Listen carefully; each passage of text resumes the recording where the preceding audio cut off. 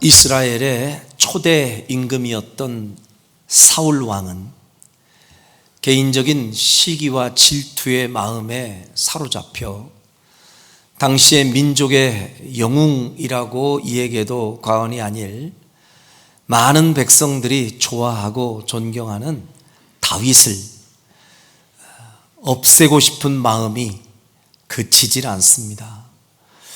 군사들을 이끌고 이 다윗을 잡아 죽이려고 했던 이 사울의 광기 어린 행동은 멈추지를 않았고, 급기야 이제 이 다윗과 또 그 다윗과 함께하는 약 600여 명의 사람들이 사울을 피해서 곳곳을 헤매며 도망길에 나서게 되죠. 사울은 멈추지 않습니다. 자신도 역시 군사를 이끌고 다른 것 전혀 하지 않고 다윗을 잡아 죽이려는 일에만 혈안이 되어 있습니다. 이 끝없는 추격, 포기하지 않고 다윗을 잡으려고 그는 매일같이 곳곳을 헤매는데, 마치 이런 모습은 하나님의 백성들을 함정에 빠뜨리고 무너지게 하기 위해서 매일같이 하나님의 백성들의 빈틈을 노리는 악한 마귀의 속성을 아주 그대로 닮았습니다. 자, 어느 정도 사울이 이 다윗을 추격하고 있는지 오늘 본문 말씀 바로 전에 있는 14절에 보니 이렇게 성경에서 이야기하고 있습니다. 같이 읽어볼까요? 시작.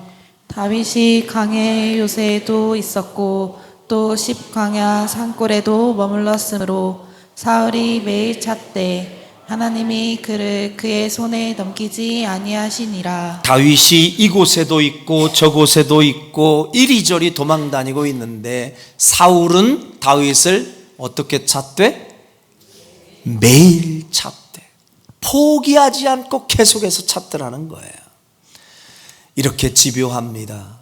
악한 마귀의 속성도 역시 하나님의 백성들을 무너뜨리기 위해서 매일같이 여러분 포기하지 않고, 베드로전서 5장 8절에 보니 너희 대적 마귀가 우는 사자와 같이 두루 다니며 삼킬 자를 날마다 찾고 있다고 성경은 얘기하는데, 그래서 여러분과 저는 한시도 긴장을 늦춰서는 안 될 성도의 모습으로 살아야 할 줄 믿습니다.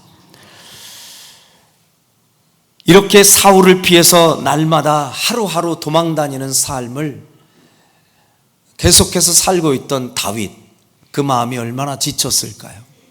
얼마나 많이 마음이 불안했을까? 얼마나 마음이 많이 두려웠을까? 짐작이 되고도 남습니다. 만일에 현대의학으로 이 다윗의 심리 상태를 진단했다면 아마 심한 공황장애로 판정이 났을 것이 분명하고, 심각한 우울증 증세로 진단이 나왔을 것이 분명합니다. 공황장애의 특징은 아주 극심한 불안 상태, 그리고 두근거림, 호흡곤란, 식은땀, 떨림. 이 다윗에게 이 마음이 왜 없었겠냐고요. 눈을 떠도 뜬 게 아니에요. 어느 순간 어떻게 이제 사울의 밥이 될지 모르는 그 위기 속에서 하루하루를 불안하게 살얼음판 걷듯이 지금 다윗은 살아가고 있습니다. 이렇게 자신을 시기 질투하며 죽이려 하고 있는 이 사울을 절망적인 상황에서 바라보며 그렇게 가슴 아파하는 것도 너무 힘든 일인데, 설상가상으로 이 다윗의 마음을 더 무너지게 하는 기가 막힌 일이 벌어집니다. 그 일은 다름 아닌 당시의 이스라엘 백성들 가운데 이 그일라라고 하는 성읍이 하나 있었는데, 이 그일라 성읍의 사람들로 인해서 다윗이 더 마음이 크게 지금 상처를 입은 상태예요. 그 배경을 잠깐 설명해 보면, 지금 다윗과 또 다윗과 함께하는 일행들이 형편이 좋은 형편이 아니잖아요.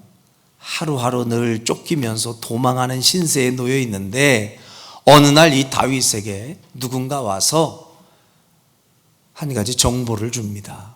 다윗이여, 듣자 하니 우리의 형제 가운데에 이 그일라에 사는 성읍에 있는 사람들이 큰 위기를 당했다 합니다. 그 그일라라고 하는 성읍은요, 블레셋 진영과 딱 접경 지역이에요. 근데 이 힘없는 그일라 성읍의 몇몇 사람들을 블레셋 사람들이 수시로 와가지고 괴롭히는 겁니다. 모든 곡식을 탈취해 가기도 하고 재산도 탈취해 가고. 근데 항상 이 블레셋에 의해서 그렇게 괴롭힘을 당하는 이 그일라 주민의 사람들, 자신들의 힘으로는 도저히 배겨내질 못해요.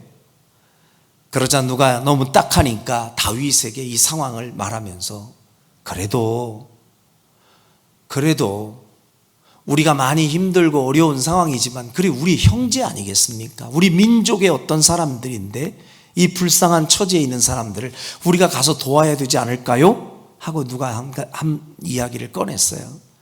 그랬더니 다윗과 함께한 600여 명의 사람 가운데에 거의 대부분이 벌떼처럼 일어나가지고 다 반대를 합니다. 무슨 말입니까? 아니, 스스로 무덤 파고 들어갈 일이 있습니까? 아니, 우리 코가 석자인데, 우리도 지금 몸 숨기기가 어려운 이 지경에 누가 누구를 도와요? 그 쓸데없는 소리 그만하고 우리는 지금 빨리 이 신변을 보호하기 위해서 우리 피할 길이나 찾아봅시다. 근데 이 말을 듣고도 다윗이 마음이 편치를 않아요. 워낙 착한 심성이 있던 이 다윗, 그 마음 가운데 비록 나도 힘든 여정이고 피난하고 도망하는 형편이지만 우리보다 더 기가 막힌 처지에 놓여 있는 형제들을 도와야 되는 거 아닐까? 마음이 자꾸 불편해요.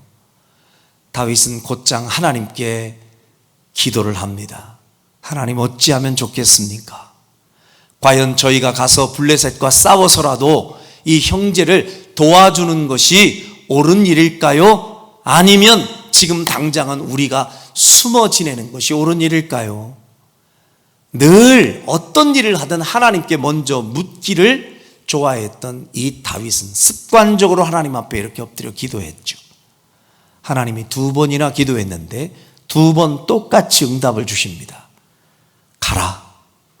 가서 블레셋의 손에서 너희 형제 그일라를 건져내라.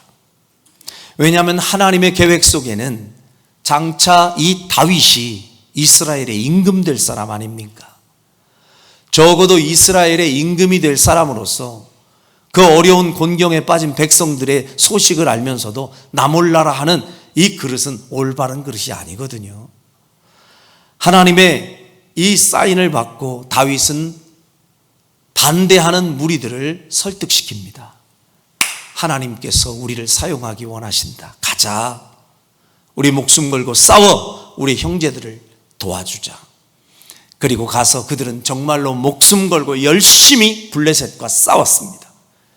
그리고 그 블레셋의 손에서 그들의 형제였던 그일라 주민들을 건져냅니다. 구원시켜줘요. 얼마나 고맙고 감사한 일입니까? 그일라의 주민들은 평생을 이 다윗의 은혜를 잊지 않고 감사하며 살아야 마땅한 주민들이에요. 그런데 이게 웬일입니까? 어떤 사람이 이 상황 가운데서 다윗과 또 그리고 그 무리들이 지금 자기네 동네에 머물고 있다는 사실을 가장 이 다윗을 잡고 싶어하는 사울에게 밀고를 해버린 거예요. 누군가 달려와가지고 급하게 다윗에게 말합니다. 다윗이여, 큰일 났습니다. 이 그일라 주민 중에 어떤 놈이 배신을 하고 글쎄 자기네들 돕겠다고 이렇게 열심히 우리가 도와줬는데 글쎄 우리를 사울한테 밀고 해서 그 사울과 군사가 거의 우리를 찾으러 올 것 같습니다. 다윗은 설마 했어요. 에이, 그럴 리가 있냐. 우리가 목숨 걸고 얘네들을 지켜줬는데 설마니 믿는 도끼가 발을 찢겠냐? 다윗은 절대 아니라고 얘기했는데 어떤 사람이 너무 다급하게 이야기하니까 다윗이요 또 하나님께 묻습니다. 하나님, 뭔가 제가 지금 잘못된 소리를 들은 것 같은데 하나님 정확히 좀 알려주십시오. 정말로 이 그일라에 사는 사람들이 우리를 사울의 손에 넘겨줄까요? 우리를 배신하고 우리를 전부 다 사울의 손에 넘겨줄까요? 이게 정말 가능한 일일까요? 그랬더니 하나님이 정확하게 알려주십니다. 오늘 그 이야기가 12절에 나와 있어요. 12절 같이 한번 읽어보시죠. 시작. 다윗이 이르되 그일라 사람들이 나와 내 사람들을 사울의 손에 넘기겠니? 여호와께서 이르시되 그들이 너를 넘기리라 하신지라. 하나님께 여쭤봤더니 하나님이 정확하게 사인을 주세요. 그 말 헛말이 아니라 진짜다. 니들 여기 있다가는 그일라의 이 주민들이 너희들을 전부 사울의 손에 넘겨줄 것이다. 빨리 피하라는 얘기죠.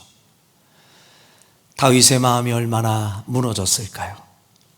사실 육체가 힘든 것은 좀 견디면서 참아낼 수 있을 만한데 이렇게 믿었던 사람에게 배신을 당하고 발등을 찍히면 사실 그 충격과 고통은 더 깊을 수밖에 없습니다.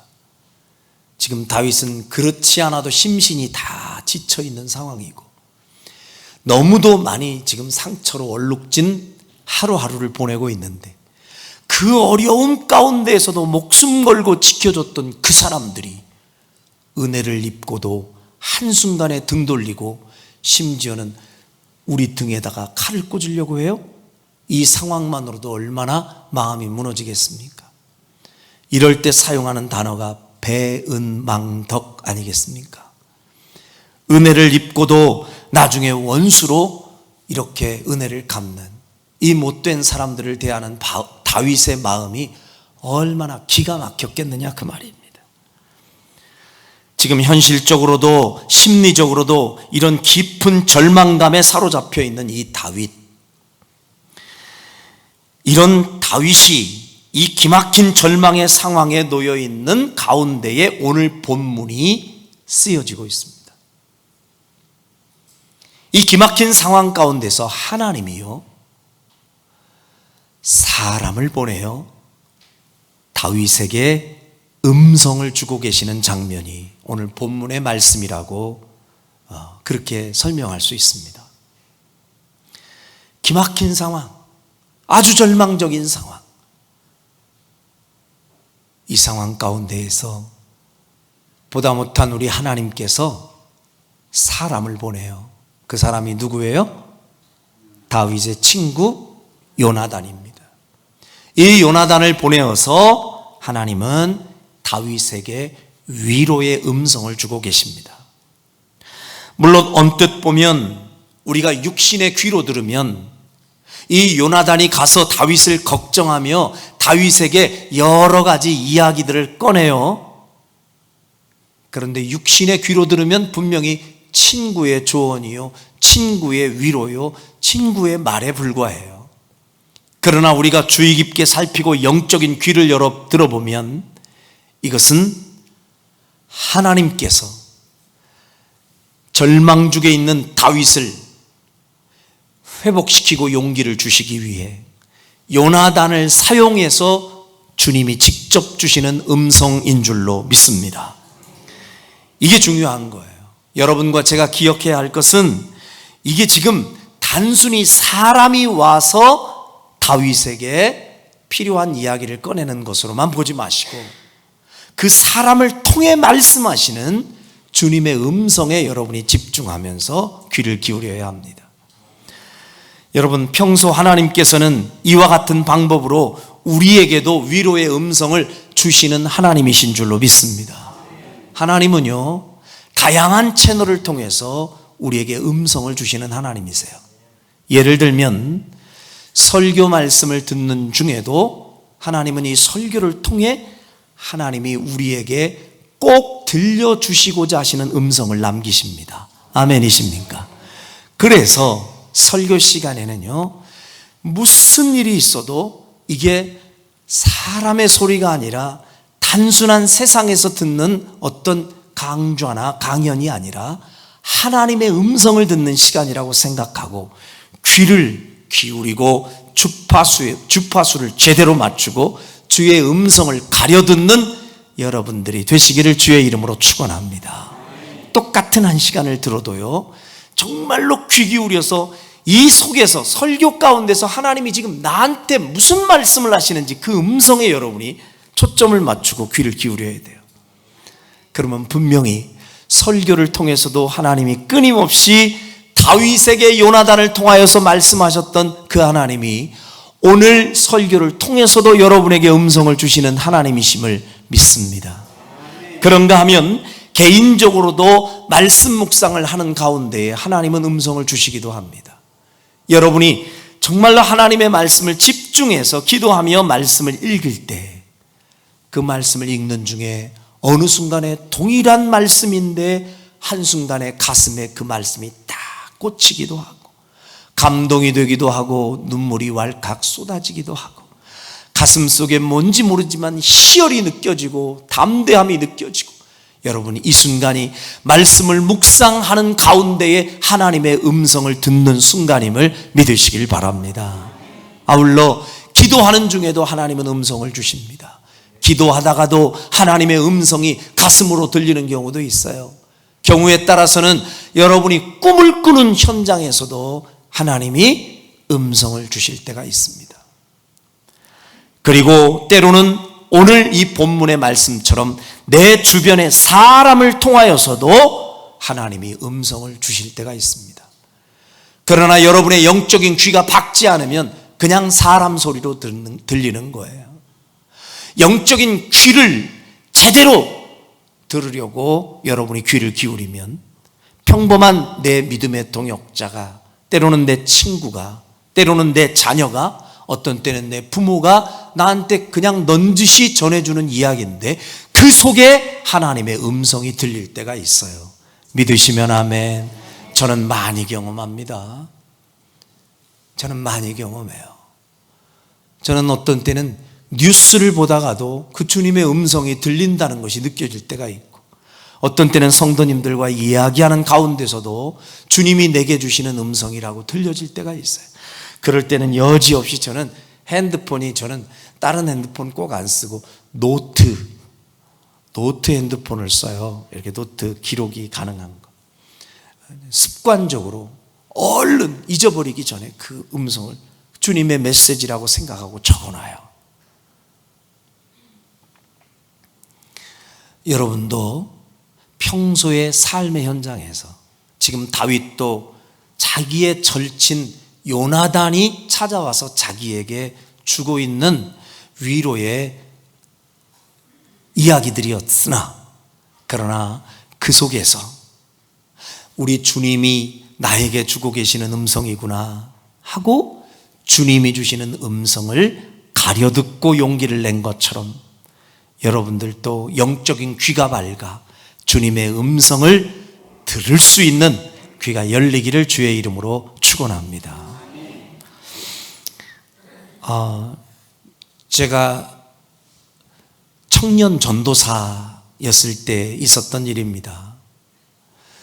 저는 신학교를 가기로 하고 또 내가 앞으로 하나님께서 부르신 사명의 길, 목회자의 길을 걷겠다고 기도하면서 서원한 이후에는 한 번도 제가 가고자 하는 그 길에 대해서 이거 아닌가 하고 의심 품어본 적이 없었습니다. 근데 딱 한 번 그 청년 전도사 시절에 저를 본질까지 막 흔들어 버린 사건이 하나 있었어요. 그게 어느 목사님 때문이었습니다.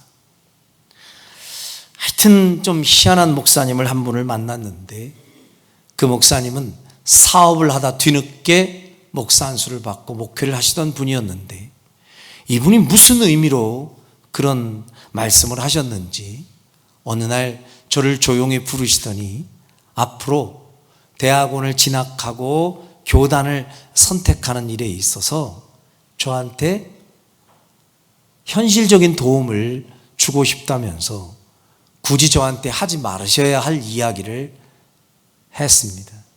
오히려 그 소리를 안 들었어야 저는 은혜인데 그 소리를 들으면서 시험에 들었어요. 그 이야기는 자기가 몸담고 있는 그 교단에 제가 앞으로 공부를 하고 그쪽에 발을 디디면 좋을 거라는 거예요. 그러면서 무슨 이야기를 하느냐면 저는 초대 목회자로 길을 걷는 사람이기 때문에 주변에 너를 끌어줄 사람도 없고 도와줄 사람도 없지 않느냐요. 그런데 자기가 알고 있는 한 자기도 뒤늦게 신학을 하고 목사 안수를 받는 과정에 그쪽의 군소교단에서는 길이 높다는 거예요.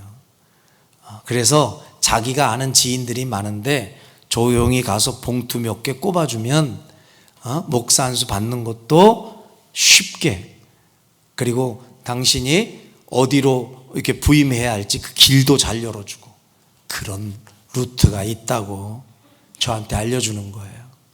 이 양반은 그 소리 하면 제가 깜짝 반가워할 줄 알았나 봐요. 그 소리를 듣고 제가 너무 놀랐어요.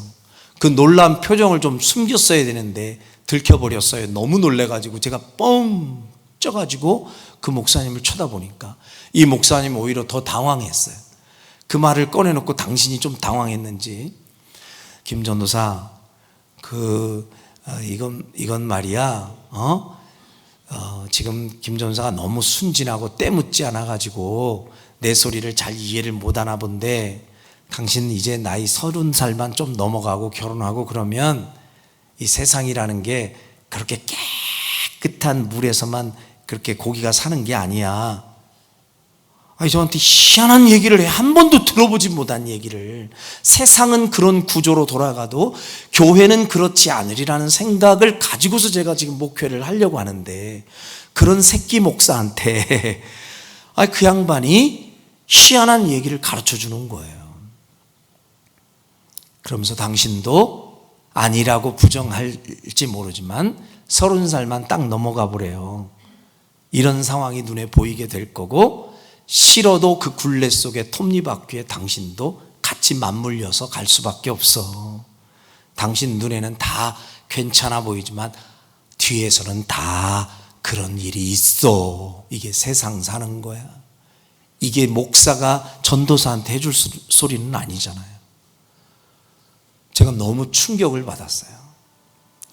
그래 놓고 집에 와서 가만히 생각을 하면서 기도하다가 제 마음속에 처음으로 하나님 앞에, 하나님, 이 길은 저 못 갈 것 같아요. 아니, 30살만 넘어가면 제가 몰랐던 다른 세계가 있답니다. 그거를 내가 듣고 나중에 나이 먹다 보면 나도 그럼 똑같은 인간들 되는 거 아닙니까? 물론 다 그런 사람들은 아니겠지만 그 목사님 예로 들어보면 어쩔 수 없이 저도 그렇게 때묻고 오염되고 그런 데입니다.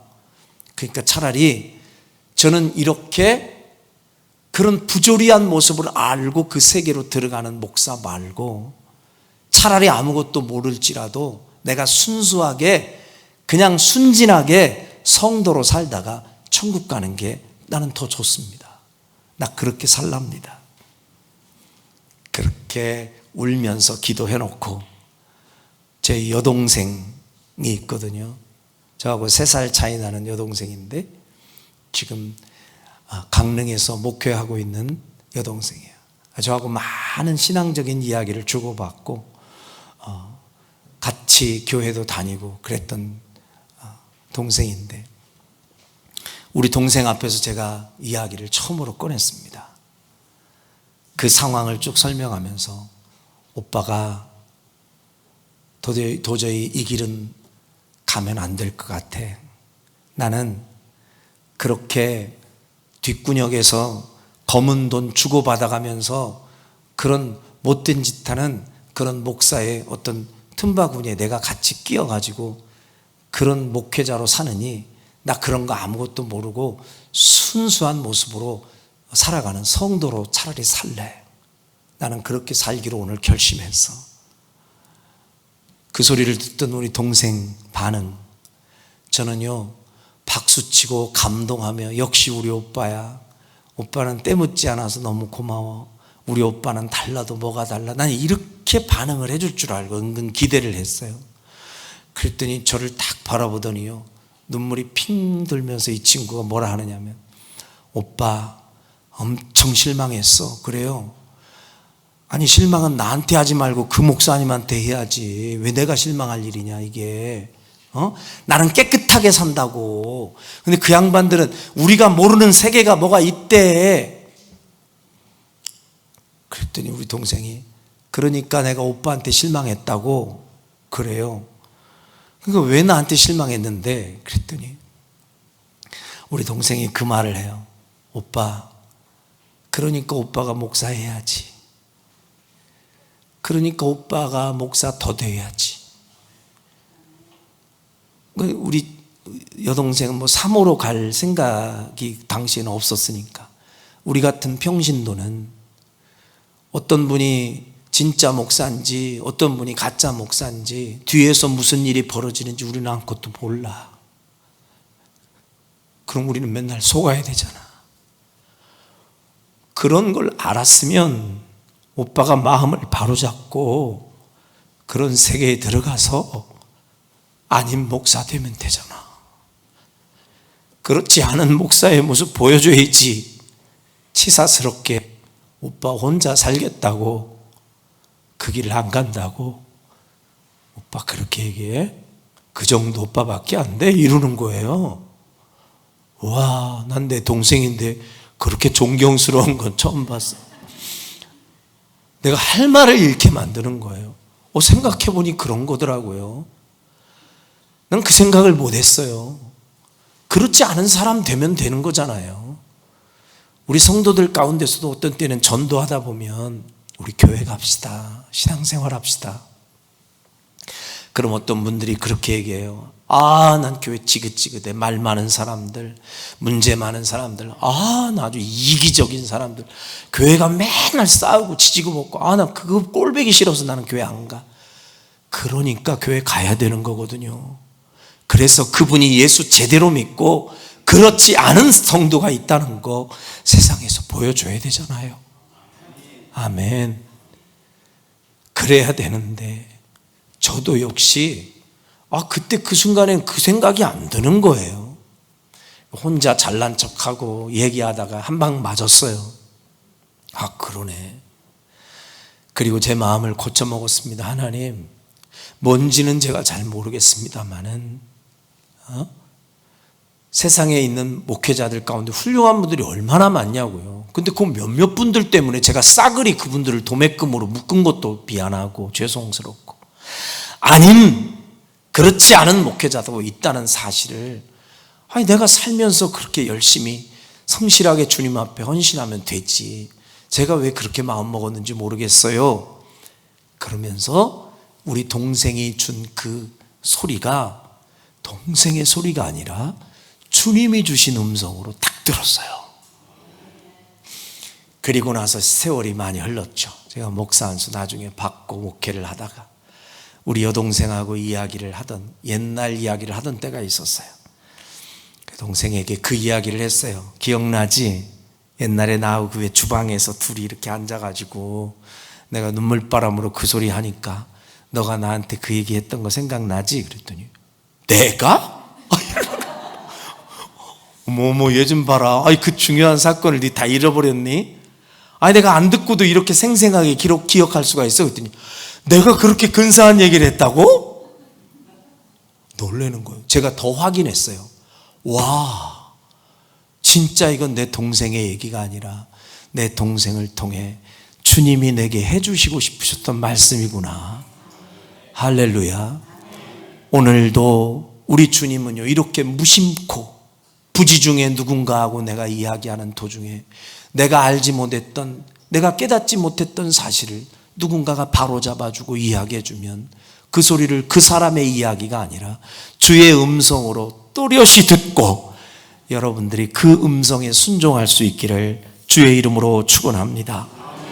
본문의 말씀은 이 다윗의 친구 요나단을 통해 다윗에게 주님이 친히 들려주신 세 가지의 음성입니다. 그 첫 번째 음성이 무슨 음성이었는가? 이 절망 중에 있는 다윗에게 주님은 16절에서 이렇게 말씀합니다. 시작. 사울의 아들 요나단이 일어나 숯불에 들어가서 다윗에게 이르러 그에게 하나님을 힘있게 의지하게 하였는데. 자, 여기에 보니까 한마디로 얘기하면 이 요나단이 다윗에게 이르러 무언가 지금 말하고 있어요. 제가 사전에 설명드렸습니다. 이거는 단순히 요나단이 다윗 걱정해가지고 얘기한 정도로만 듣지 마세요. 하나님이 요나단의 마음을 감동하여 지금 다윗에게 이 말씀을 주고 계시는 거예요. 다윗이 너무너무 힘들어하니까 요나단을 통해서 주시는 주님의 음성은 따라합시다. 하나님을 힘있게 의지하라. 한마디로 얘기하면 그 소리예요. 다윗에게 이르러 그에게 하나님을 힘있게 의지하게 하였는데, 평소 다윗이 왜 하나님을 의지하지 않았겠어요? 그간에 늘 하나님을 의지하며 살았던 다윗이에요. 그런데 지금 하나님은 이 다윗에게 이 용기의 말씀을 주십니다. 네가 힘들면 힘들수록, 그럴수록 더욱 힘있게 하나님을 붙잡고 의지해야 된다고 이 말씀 주고 계시는 겁니다. 여러분, 우리가 살면서 너무 힘들다 보면 사실 모든 걸 다 포기해버리고 싶을 때도 있습니다. 때로는 너무 힘들다 보면 내가 도대체 의지하고 손잡아야 될 사람 없나 하고 주변을 두리번거릴 때도 있습니다. 그런가 하면 이도저도 안 되면 에라 모르겠다, 이 슬픈 고통을 이겨낼 방법이 없다면서 술을 의지하며 그 고통을 이겨내 보려고도 합니다. 그런데 이러한 모습들은 믿음 없는 세상 사람들에게서나 볼 수 있는 몫이지, 절대로 우리 예수 믿는 하나님의 백성들의 모습은 이런 모습이면 안 되죠. 믿음의 사람들은 살다가 힘들면 힘들수록 하나님을 더욱 힘있게 의지해야만, 그래야 숨이 쉬어지게 되고 하나님을 더 힘있게 의지해야 방법도 생기고 살 길이 열린다는 사실을 믿으시길 바랍니다. 혹은 우리 주변에, 여러분의 주변에 요즘 너무 힘들어서, 사는 게 너무 힘들어서, 너무 절망적이어서 나는 교회 못 나가겠다고 말하는 사람이 혹시 있습니까? 난 좀 잠깐 쉬어야겠어, 너무 힘들어서 못 나가겠어. 그럼 여러분은 뭐라고 그들에게 이야기를 하나님 대신하여 해줘야 되겠습니까? 그래, 너무 힘들 때는 좀 쉬어야겠더라, 좀 쉬어, 좀 방학 시간 좀 갖고 조금 괜찮으면 그때 나와. 하나님도 다 이해하셔. 그렇게 얘기하면 됩니까? 아니요. 우리의 대답은 분명합니다. 따라합시다. 힘드니까 더 나와야지. 아멘. 힘드니까, 네가 너무 힘드니까, 네가 살면서 너무 죽겠으니까, 네 힘으로는 안 되니까, 그러니까 더 나와야지. 네가 힘드니까 더 하나님을 의지해야 한다고 간절한 마음으로 주님을 대신하여 그들에게 호소해야 될 줄로 믿습니다. 힘드니까 더 예배해야죠. 힘드니까 더 기도해야죠. 아멘. 저는 우리 교회 성도들 가운데 힘들어서 잠깐 쉬고 있는 사람들이 단 한 사람도 없기를 바랍니다. 힘들수록 더 나와셔야죠. 왜 힘들다고 자꾸 여행 가고, 왜 힘들다고 자꾸 친구 만나러 가고, 왜 힘들다고 자꾸 다른 곳을 찾아가느냐고요. 힘들수록 더더욱 하나님을 의지하시기를 주의 이름으로 축원합니다. 주님이 주신 음성이에요. 두 번째로 17절에서 주님은 요나단을 통하여 다윗에게 이 말씀을 주십니다. 17절 같이 시작. 곧 요나단이 그에게 이르기를 두려워하지 말라. 내 아버지 사울의 손이 내게 미치지 못할 것이요 너는 이스라엘 왕이 되고 나는 내 다음이 될 것을 내 아버지 사울도 안다 하니라. 아멘. 자, 여기 보니 두 번째로 이 다윗에게 이르기를 너는 두려워하지 말라. 따라합시다. 두려워하지 말라. 왜 두려워하지 말라? 지금 다윗은 무엇 때문에 두려워합니까? 지금 사울의 손에 끝장날 것 같으니까요. 지금 내가 처한 이 환경이 안전하지 않다는 생각 때문에 불안한 겁니다. 두렵습니다. 어느 한순간에 내 목숨이 날아갈지 모른다는 이 두려움 때문에 지금 다윗이 겁을 집어먹고 있잖아요. 그런 다윗에게 하나님이 요나단을 통해 말하는 겁니다. 두려워하지 말아라. 이유는 사울의 손이 네게 미치지 못할 것이다. 네가 생각할 때는 금방이라도 사울에게 잡힐 것 같지 그 사울의 손이 너한테 미치지 못할 거야. 그러니 이 말은 너는 지금 안전에 대해서 불안해하지 말고 안전에 대한 확신을 갖고 두려워하지 말아라. 오늘 다윗에게 말씀하신 이 음성은 오늘 우리를 향해서 주님이 주고 계시는 동일한 음성인 줄로 믿습니다. 살아가는 삶의 현장에서 안전에 대한 두려움, 안전에 대한 불안, 내 삶이 안전하지 않은 것 같은 이 두려움에 시달리고 있는 우리에게 하나님은 안전에 대한 확신을 갖게 하시면서 두려워하지 말라고 말씀하십니다. 여러분, 신기한 사실은 성경에 두려워 말라는 말씀이 총 365번 나온다 그러죠. 저는 일일이 다 못 세봤어요. 미안합니다만. 그러나 어떤 성경학자가 이걸 또박또박 하나하나 다 세어보니 우리를 향하여 두려워 말라, 근심하지 말라, 놀라지 말라 말씀하신 것이 365번이래요. 신기하게도 1년 하루하루를 합해보니 365일이고 그걸 유추해 보면 하나님은 어쩌면 우리의 삶의 매일매일이 늘 두려움에 시달려 살 수밖에 없는 연약한 존재임을 아시고 하나님은 하나님의 마음을 반영해서 1년 365일 내내 너희들이 붙들어야 할 말씀이 바로 이 말씀이다. 두려워 말라. 사람은 살아가는 동안 다양한 두려움의 문제를 날마다 직면하며 삽니다. 무엇이 여러분을 그렇게 두렵게 만듭니까? 건강에 대한 두려움, 경제적인 문제로 인한 두려움, 전쟁으로 인한 두려움, 각종 자연재해로 인한 두려움, 미래에 대한 진로의 문제. 어때요? 한 주간을 살면서도 우리를 두렵게 만드는 요소가 얼마나 많습니까? 어떤 때는 뉴스도 보기 싫어요. 보면 맨 두려운 얘기. 중국의 어제 뉴스에도 보니까요, 어느 지역에는 얼마나 폭우가 쏟아졌는지 거기서만 7, 80명이 싹 죽고 그 현장에서 그냥 산사태가 일어나고 멀쩡한 건물이 싹 무너지고 자동차가 흘러가고.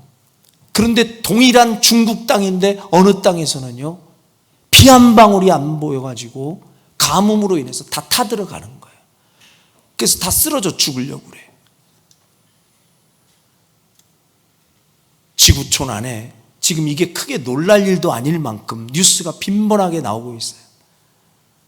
지구온난화 때문에 그런 현상이 일어난다 그러죠.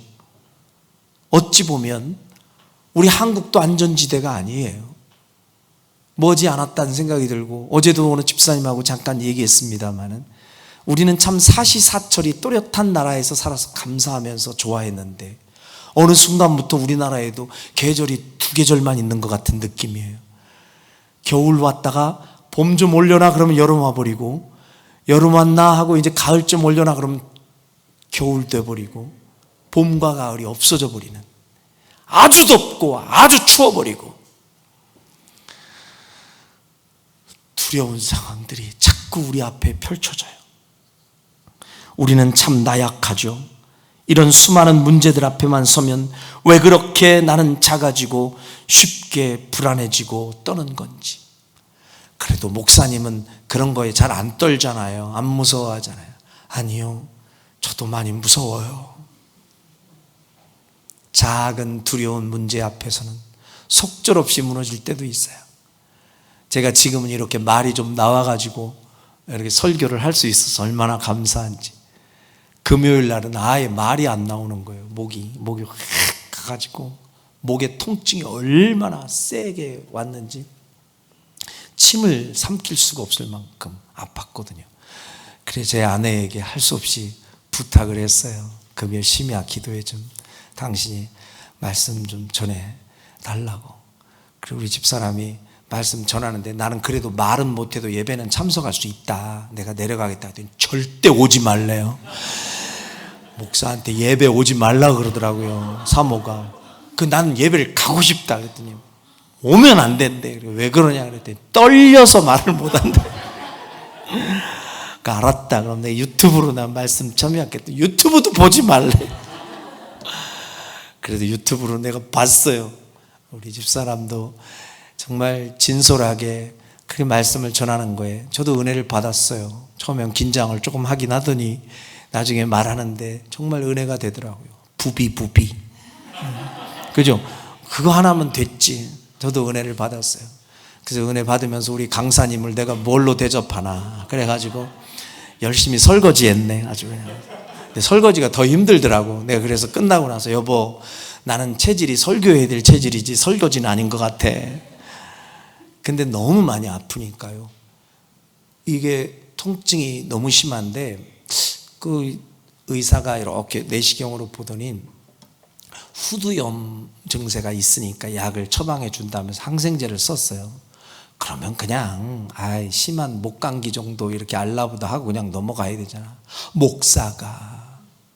근데 갑자기 이 생각이 들어요. 후두암이면 어떡하지?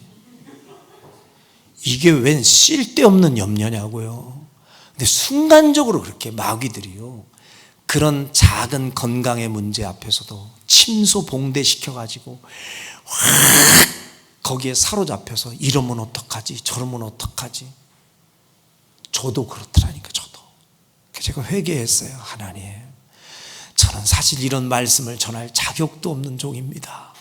그런데 그럼에도 불구하고 우리가 수많은 문제들 앞에만 서면 이렇게 작아지고 쉽게 불안에 떠는 우리이지만 이런 나약한 우리를 아시는 주님이 오늘 또다시 우리에게 다가오셔서 음성을 주고 계십니다. 주님을 힘있게 의지하며 두려움을 이겨내라. 마귀는 쉼없이 우리로 하여금 하나님 말씀보다 두려운 상황을 크게 보게 하면서 매일같이 그 두려움에 빠지게 만들고 그로 인해 결국 마음의 병, 육신의 병이 더 깊어지게 만드는 게 마귀의 작전 아닙니까? 본문 속의 다윗 역시 상황적으로 볼 때는 누구보다 두렵고 고통스러운 상황에 놓여 있는 것 사실이지만 하나님은 요나단을 통해서 안전에 대한 확신을 갖게 하고 두려워 말라는 음성을 또렷이 들려주고 있습니다. 사울의 손이 네게 미치지 못할 것이요 반드시 하나님이 너를 왕이 되게 하실 것이다. 하나님이 지금도 나를 지키시고 나를 책임져 주심으로 나의 결국은 안전하다. 여러분, 이 믿음의 확신이 커지면 내 안에 자리 잡고 커져가던 두려움은 작아지기 시작하고 불안과 공포도 사그라지게 되고 두려움을 조장하던 악한 마귀 사탄도 더 이상 공격할 틈을 발견하지 못하고 떠나게 될 줄로 믿습니다. 내 안에 두려움을 이기는 가장 큰 장점, 안전에 대한 확신을 갖고 하나님 앞에서 두려워하지 않는 마음, 이 마음 가질 때 두려움을 이겨낼 수 있음을 믿습니다. 14절 하반절 한번 보세요. 오늘 본문 바로 전에 14절 하반절에 보면 사울이 매일 누구를 찾아요? 다윗을 찾되 하나님이 다윗을 그의 손에 어떻게 해요? 넘기지 아니하시니라. 할렐루야. 악한 자의 공격이 아무리 성해도 하나님이 그 손에 넘기지 아니하시면 원수의 손에 우리는 절대로 넘어가지 아니함을 믿으시길 바랍니다. 지금 혈안이 되어서 다윗을 잡아 죽이려고 난리 걱정내었던 사울이 금방이라도 집어삼킬 것 같았으나 하나님이 다윗을 그 손에 안 넘겨줬다는 거 아닙니까?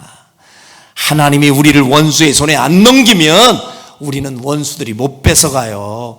믿으시면 아멘. 하나님의 손에 붙들린 자를 감히 누가 어떤 재주로 우리를 빼앗아갈 수 있겠느냐 그 말입니다. 요한복음 10장 29절에 보면 그들을 주신 내 아버지는 만물보다 크심에 아무도 아버지 손에서 빼앗을 수 없느니라. 그 누구도 우리를 붙들어 주시는 아버지의 손에서 빼앗을 자가 없다. 이 믿음의 확신을 가지고 담대한 여러분이 되시기를 바랍니다. 우리 하나님은 일시적으로 허세 부리듯이 그런 약속해놓고 나중에는 나 몰라라 하시는 그런 하나님이 절대로 아니십니다. 우리가 한번 확인해 볼게요. 사무엘상 23장 26절부터 28절을 한번 봅시다. 하나님이 이 다급한 다윗에게 어떻게 개입하시고 약속을 지키시는지 26절 같이 읽어봅니다. 시작. 사울이 산 이쪽으로 가매 다윗과 그의 사람들은 산 저쪽으로 가며 다윗이 사울을 두려워하여 급히 피하려 하였으니 이는 사울과 그의 사람들이 다윗과 그의 사람들을 에워싸고 잡으려 함이었더라. 지금 사울과 다윗이요 술래잡기 하듯이 이 산 저 산으로 막 피해 도망다니고 있는데 급기야 이 사울과 그의 사람들이 다윗과 그의 사람들을 에워싸고 잡으려 함이었더라. 결국은 도망하다 더 이상 피할 곳을 찾지 못한 채 딱 도간에 든 쥐가 되고 말았습니다. 이제는 사울이 그의 군사들과 함께 다윗을 에워싸고 이제 잡기만 하면 되는 거예요. 끝났어요. 근데 우리 좀 전에 봤던 말씀 있잖아요. 하나님이 이 상황을 모르시고 그래도 걱정하지 마라, 두려워하지 마라, 사울의 손이 너에게 미치지 아니하리라. 아니 하나님이 그 말씀 해놓고 여기에서 나 몰라라 하시면 하나님이 거짓말쟁이잖아요. 그렇죠? 근데 하나님이 허세 부리듯 말씀만 하시고 나 몰라라 하시는 그런 약속 안 지키는 하나님이 아니라 아까 전에 그 말씀을 하셨다면 반드시 그 약속을 지키시는 분이 우리 하나님이심을 믿습니다. 어떻게 지키시는지 보세요. 27절입니다. 시작. 전령이 사울에게 와서 이르되 급히 오소서 블레셋 사람들이 땅을 침노하나이다. 28절. 이에 사울이 다윗 뒤쫓기를 그치고 돌아와 블레셋 사람들을 치러 갔으므로 그곳을 셀라하마 느곳이라 칭하니라. 할렐루야. 할렐루야.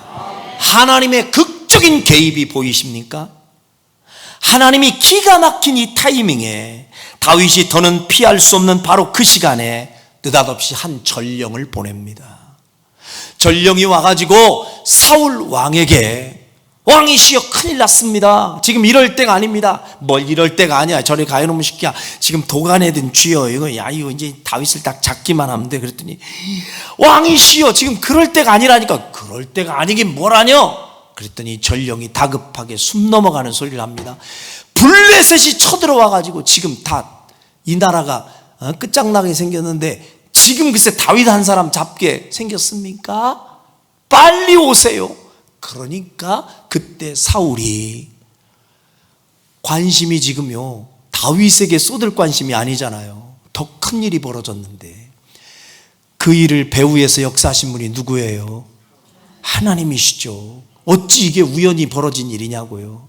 어찌 이렇게 기막힌 타이밍에 블레셋이 하필이면 그때 쳐들어오고 하필이면 딱 그때의 전령을 보내서 사울의 마음을 돌이키고 관심을 돌이키시느냐고요. 이것은 하나님께서 우리에게 안전을 약속하시고 그 약속을 지키시는 하나님의 작품인 줄로 믿습니다. 그랬더니 다윗이 그렇게 블레셋 사람들을 치러 사울이 다윗 쫓기를 그치고 돌아가니까 결국은 다윗과 다윗의 사람들이 살았잖아요. 살고 나서 그들이 처한 그 장소를 이렇게 고백합니다. 따라합시다. 셀라 하마느 곳. 어려운 말입니다만은 이 셀라 하마느 곳이라는 이 단어는 분리하는 바위 그 소리예요. 분리시킨 바위. 다른 말로 피난시킨, 피난 바위 이렇게 얘기해도 되고요. 분리시킨 바위라 이름하였더라. 왜요? 하나님이 원수의 손에 곧 붙잡혀 큰 피해를 입게 될 위기에 놓여있던 다윗을 극적으로 하나님이 개입하여 그들을 원수들이 손 못 대도록 분리시켜 하나님이 안전한 바위에 안착시키셨으니 그것이 바로 셀라 하마느 곳의 은총인 줄로 믿습니다. 이렇게 기막힌 방법으로 우리를 시시때때로 돕고 계시는 하나님을 믿음으로 바라보며 모든 불안과 두려움을 이겨내는 성도 여러분이 되시기를 주의 이름으로 축원합니다. 하나님은 우리의 인생 가운데서도 가장 결정적인 위기의 순간에 우리가 피할 곳이 없다고 생각하는 그 마지막 찰나에 셀라 하마느 곳, 이 기가 막힌 분리 바위의 은총을 우리에게도 허락해 주실 줄 믿습니다. 세 번째로 하나님이 주신 마지막 음성은 무엇일까요? 17절입니다. 다시 한번 보겠습니다. 두려워하지 말라. 내 아버지 사울의 손이 네게 미치지 못할 것이요 너는 뭐가 되고? 이스라엘 왕이 되고 나는 네 다음이 될 것을 내 아버지 사울도 안다. 이거는 미래에 가면, 나중에 가보면 이런 일이 벌어질 거야. 너는 지금 도망자의 신분이지만 지금 네가 도망자가 아니야. 네 인생 결론 난 거 아니야. 장래에 하나님이 널 왕으로 삼아 주실 거잖아. 장래에 대한 소망을 가지라고 지금 하나님이 말씀하고 계심을 믿으시길 바랍니다. 아직 다윗의 현실은 쫓기는 도망자의 신세이지만 하나님은 요나단을 통해서 장차 그가 이스라엘의 왕이 될 사람인 것을 믿음으로 바라보게 하시는 겁니다. 너는 장차 이스라엘 왕이 될 사람이다.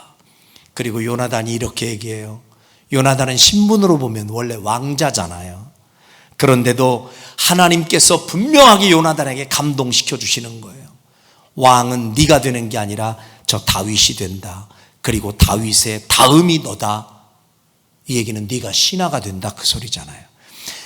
이 요나단은 하나님께 받은 그 감동을 그대로 전하는 겁니다.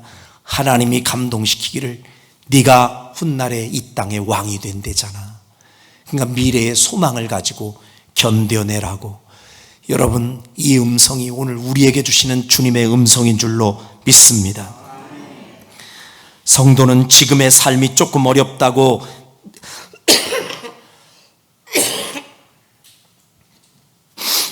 지금의 삶이 조금 어렵다고 내일에 대한 꿈과 소망까지 덮어버리면 안 되는 사람들입니다. 성도들의 입에서는 결코 담아서는 안 될 말들이 있습니다. 아무리 우리가 힘들고 어려워도 우리의 입술에 다 틀렸어. 다 끝났어. 더 이상 회생 방법은 없어. 여러분, 빈말이라도 이런 말이 여러분의 입속에 담겨지지 않기를 주의 이름으로 축원합니다. 성도들은 항상 입술에 어제보다 오늘은 더 좋은 날이 될 거야. 오늘보다 내일은 더 좋은 날이 될 거야. 내일보다 모레는 더 좋은 날. 지금보다 장래는 더 좋아지는 역사가 있을 거야. 이 고백이 여러분의 고백 되기를 바랍니다. 지금도 우리에게 장래에 대한 소망을 가지고 살라고 권면하시는 주님의 말씀대로 장차 우리에게 나타날 영광스러운 미래를 꿈꾸며 오늘의 현실을 이겨내는 성도들이 되기를 주님의 이름으로 축원합니다. 결론 짓겠습니다. 하나님은 오늘의 본문 말씀을 통해서 우리에게도 다윗에게 들려주셨던 이 세 가지의 음성을 똑같이 우리에게 들려주고 계십니다. 첫째, 힘들수록 하나님을 더욱 의지해라.